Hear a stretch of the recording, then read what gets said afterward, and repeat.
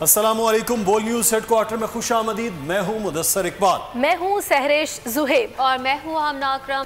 ये सब आपको बताएंगे। सबसे पहले आपको खबर देंगे, ब्रॉडशीट तहकीकाती कमीशन ने ब्यूरोक्रेसी का अदम ताउन बेनकाब कर दिया।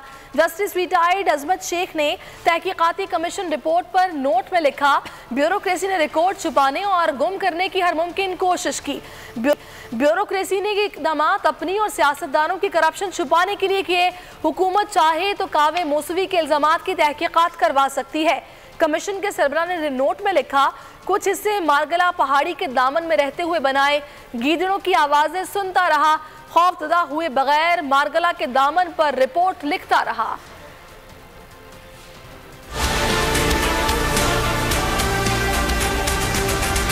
ब्यूरोक्रेसी ने रिकॉर्ड छुपाने और गुम करने की हर मुमकिन कोशिश की। काम शुरू होने से पहले ही ब्यूरोक्रेसी ने खुद को खौल में बदल लिया। ब्रॉडशीट कमीशन रिपोर्ट ने ब्यूरोक्रेसी का अदम ताउन बेनकाब कर दिया। रिपोर्ट के मुताबिक अदम ताउन से मोहनदास गांधी खुश हुए होंगे। ब्यूरोक्रेसी ने ये इक़दाम अपनी और सियासतदानों की करप्शन छुपाने के लिए किए। रिकॉर्ड न सिर्फ इस्लामाबाद बल्कि पाकिस्तानी हाई कमीशन लंदन में भी गायब पाया गया। रिकॉर्ड का एक हिस्सा नैब से होने वाली खत्तो खिताबत से मौसूल हुआ। रिपोर्ट में कहा गया है कि कावे मूसवी सजाई याफ्ता शख्स है। उसने मीडिया पर चंद लोगों के खिलाफ बयान दिए जो सच हो सकते हैं और नहीं भी। अगर हुकूमत चाहे तो इन इल्जामात की मजीद तहकीकात की जा सकती हैं। अजमत सईद ने अपने नोट में कहा कि रिपोर्ट के कुछ हिस्से मारगला पहाड़ी के दामन में रहते हुए बनाए गए। रिपोर्ट बनाते हुए मुसलसल गीदड़ों की आवाजें कानों में आती रहीं, लेकिन गीदड़ों की आवाजें मेरे काम में रुकावट नहीं बनी। कमीशन के सरबराह का कहना था कि करप्शन की हिमायत करने वाले हर जगह मौजूद हैं। सोचता हूँ क्या ये रुझान पहले से चला आ रहा है। हैरान हूँ ये रुझान कबायली दौर का है या अखलाकी दिवालियापन है, या ऐसे लोग टुकड़ों के लिए अपने मुंह फाड़ते और दुम हिलाए खड़े रहते हैं।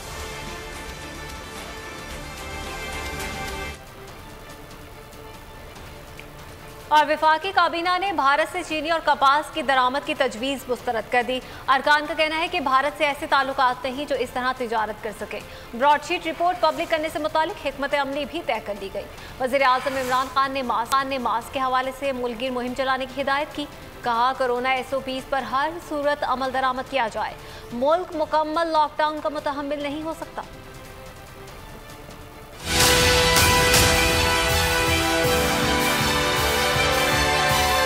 भारत से कपास दरामद नहीं कर सकते। वफाकी काबीना ने ECC की तजवीज़ मुस्तरद कर दी। वफाकी काबीना का अहम इजलास वज़ीर आज़म बनी गाला से बज़रिया वीडियो लिंक से अदालत कर रहे हैं। चीनी और कपास की दरामद से मुतालिक ECC के फैसले काबीना के सामने रख दिए गए। अरकान का कहना था भारत से ऐसे ताल्लुकात नहीं जो इस तरह तिजारत कर सकें। इजलास में मुल्क में कोरोना सूरत हाल भी ज़ेर गौर है। आज़म ने मास्क के हवाले से मुल्कगीर मुहिम चलाने की हिदायत कर दी। इमरान खान ने हिदायत की SOPs पर हर सूरत अमल दरामद किया जाए। उन्होंने कहा कि हमारी स्मार्ट लॉकडाउन पॉलिसी कामयाब रही। मुल्क मुकम्मल लॉकडाउन का मुतहम्मिल नहीं हो सकता। वज़ीर आज़म ने अवाम से अपील की कि SOPs पर हर सूरत अमल दरामद किया जाए। काबीना ने भारत से चीनी और कपास की दरामद की मुखालिफत कर दी। शाह महमूद कुरैशी, असद उमर, शेख रशीद और शीरी मजारी ने खुलकर ECC की तजवीज़ की मुखालिफत की। वज़रा ने कहा, जब तक भारत मकबूजा कश्मीर की पुरानी हैसियत बहाल नहीं कर देता, तिजारत नहीं होगी। वज़ीर आज़म हाउस में काबीना इजलास, ज़ेर बहस आई चीनी और कपास। भारत से चीनी और कॉटन की दरामद पर वज़रा में खुलकर बहस हुई। वज़ीर आज़म इमरान खान ने बात का आगाज किया। काबीना अरकान से राय ली। अंदरूनी कहानी मंजर आम पर आ गई। 4 वज़रा ने भारत से चीनी और कपास की खुलकर मुखालफत की। शाह महमूद कुरैशी, असद उमर, शेख रशीद और शीरी मजारी वज़ीर खजाना की तजवीज़ से मुत्तफिक न हुए। रेफर कर दिया कि वो इंडिया का जब तक के वो पुरानी 370 की सूरत हाल बहाल नहीं करता, उस वक्त तक ये कॉटन और चीन का नहीं होगा। शाह महमूद कुरैशी ने चीनी और कॉटन की दरामद के साथ ही कश्मीर का जिक्र भी छेड़ दिया। अरकान ने कहा, जब तक मकबूजा कश्मीर को पुरानी हैसियत में नहीं लाया जा सकता, भारत से कोई कारोबार नहीं होगा। मुतादिद अरकान ने चारों वज़रा के मौक़िफ़ की तायद की।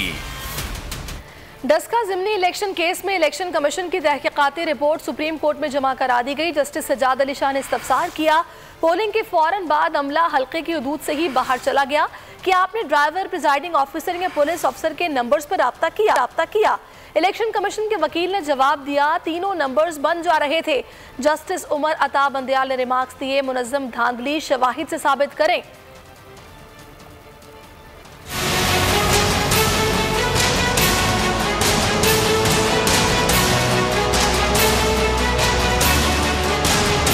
सुप्रीम कोर्ट में NA-75 डस्का ज़िमनी इंतखाबात का मामला। जस्टिस उमर अता बंदयाल की सरबराही में 3 रुकनी बेंच ने केस की समाअत की। पिछले हफ्ते भी दलाइल मुकम्मल न करने की वजह से समाअत आगे ले जाना पड़ी। आज भी आप सिर्फ फैसले पढ़कर सुना रहे हैं। जस्टिस उमर अता बंदयाल ने लीगी उम्मीदवार के वकील सलमान अकरम राजा को डांट पिला दी। इलेक्शन कमीशन के वकील ने बताया कि इलेक्शन एक्ट की तमाम शिकों पर अमल दरामद न होने की सूरत में इलेक्शन का लदम तस्वुर होता है।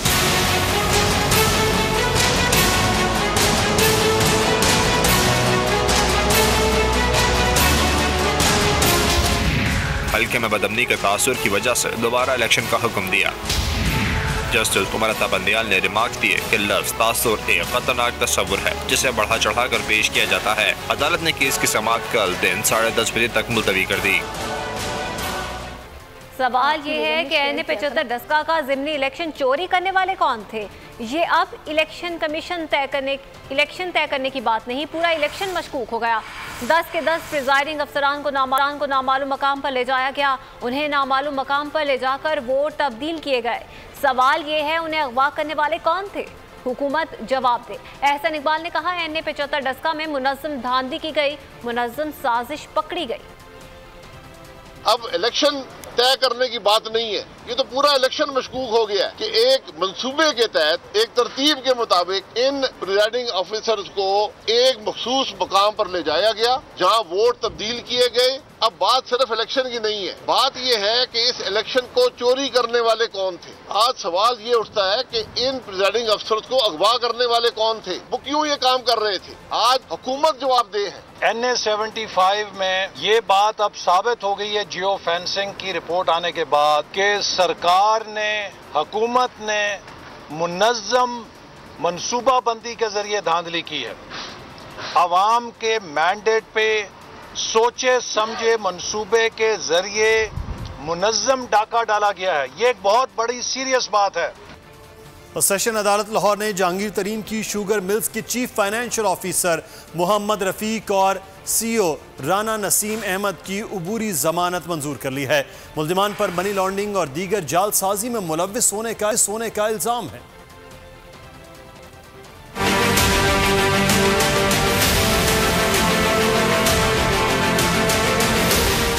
माफिया के खिलाफ कार्रवाई में पेशरफ्त, जहांगीर तरीन की मुश्किलात जारी। सेशन अदालत लाहौर ने जहांगीर तरीन की शुगर मिल्स के chief financial officer Mohammad Rafiq की 2 मुकदमात में उबूरी जमानत मंजूर कर ली।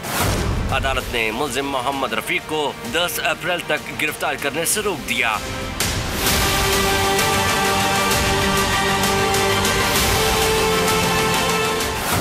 वकील ने कहा, मोहम्मद रफीक पर फ्रॉड का झूठा इल्जाम लगाया गया, वो खुद इस मुकदमे में शामिल होना चाहते हैं। सेशन अदालत ने शुगर मिल के COO राना नसीम अहमद के भी फ्रॉड के मुकदमे में उबूरी जमानत मंजूर कर ली। मुल्जिम राना नसीम अहमद पर मनी लॉन्ड्रिंग और जालसाजी में मुलव्विस होने का इल्जाम है।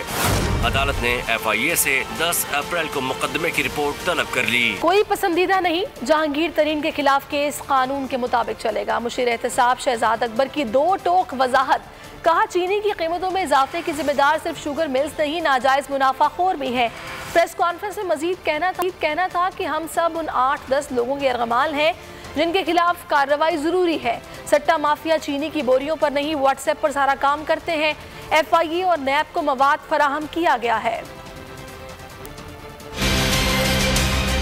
चीनी की कीमतों की बढ़ना है या चीनी के जितने भी स्कैंडल्स आए हैं, ये पाकिस्तान में कोई नई चीज़ नहीं है। चीनी की कीमत में बढ़ोतरी है, इसके लिए सिर्फ मिल ज़िम्मेदार नहीं है, इसमें मार्केट फोर्सेस भी हैं।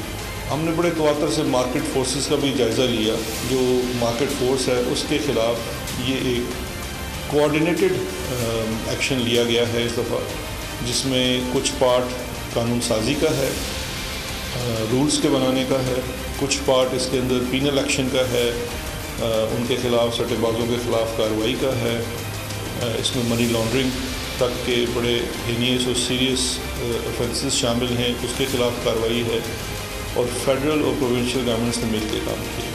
ये सट्टा माफिया का जो काम है ये बेसिकली प्राइस को स्पेकुलेशन करता है मसनूई तौर पे। ये कोई चीनी की बोरियों के ऊपर बैठ के कारोबार नहीं करते, ये व्हाट्सएप के ऊपर और उसके ऊपर प्राइस स्पेकुलेट करते हैं। और पीडीएम में दरार मजीद गहरी हो गई। पीपल्स पार्टी ने स्पीकर की जानिब से बुलाए गए इजलासों का बॉयकॉट खत्म कर दिया। स्पीकर ने बिलावल भुट्टो जरदारी को अलग चैम्बर भी अलॉट कर दिया। नून लीग ने पीपल्स पार्टी के तर्ज अमल से मौलाना फजल रहमान को आगाह कर दिया। पीडीएम की जानिब से जल्द अहम फैसलों का इम्कान है।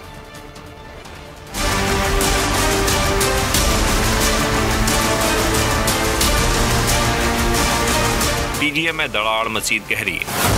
नून लीग और पीपल्स पार्टी पार्लियामेंट में आमने सामने। पीपी ने स्पीकर के बुलाए गए इजलासों का बायकॉट खत्म करने का ऐलान कर दिया।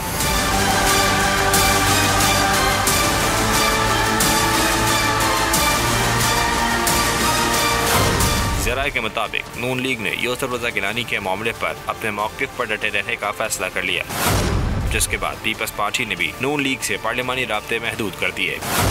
पीपल्स पार्टी ने स्पीकर की जानिब से बुलाए गए इजलासों का भी बायकॉट खत्म कर दिया।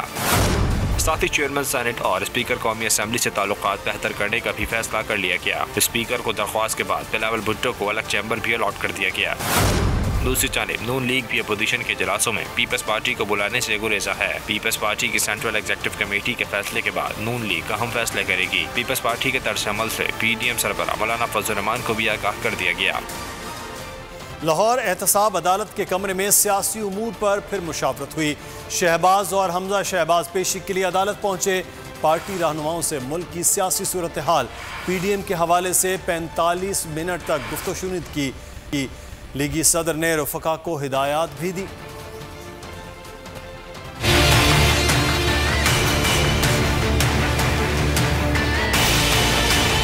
पेशी का परवाना बन गया मुलाकात का बहाना। कमरा अदालत में रफ़का से यारी निभाई। शहबाज शरीफ ने पुरानी वजह दोहराई।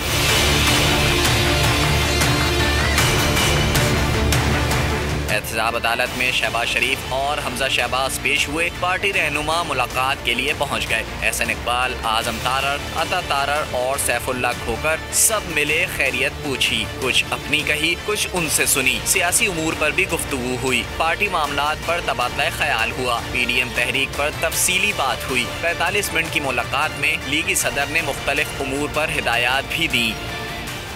मरीम नवाज की बैरून मुल्क रवानगी से मुतालिक चहमगोइयाँ तेज हो गई। हुकूमती तोपों का रुख लीगी कैंपों की जानिब हो गया। शहबाज गिल ट्विटर बयान में बोले कि पापा पास जाना है तो गुड़िया आंटी को कौम का लूटा हुआ माल वापस करना होगा।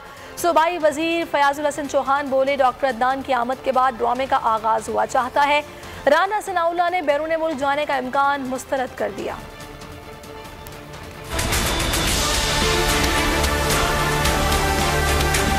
क्या मरियम नवाज बैरून मुल्क जाएंगी? क्या एक बार फिर वो पुरानी कहानी दोहराएंगी? नवाज शरीफ के जाती मुआलिज की आमद के बाद चहमगोइयां तेज हो गईं।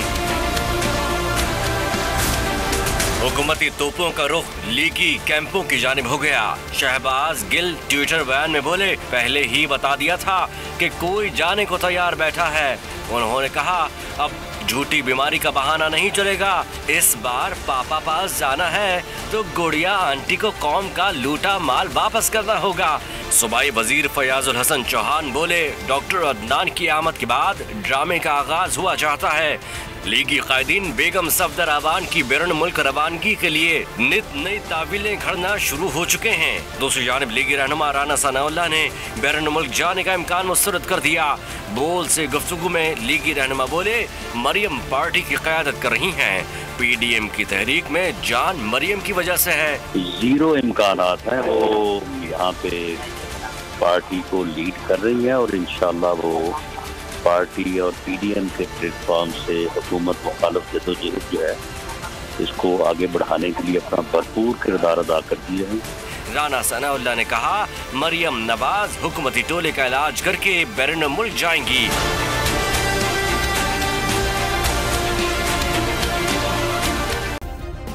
सब्सक्राइब करें और बेल दबाएं ताकि कोई खबर रह न जाए।